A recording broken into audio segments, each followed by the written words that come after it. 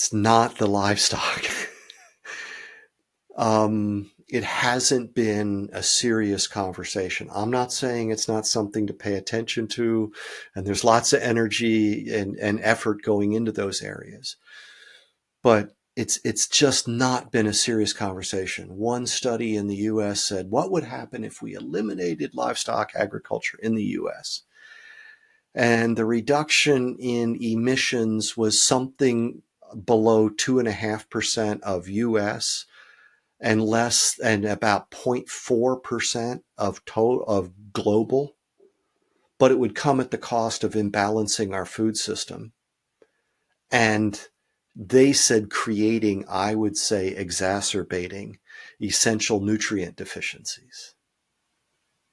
Doesn't sound like a good trade to me.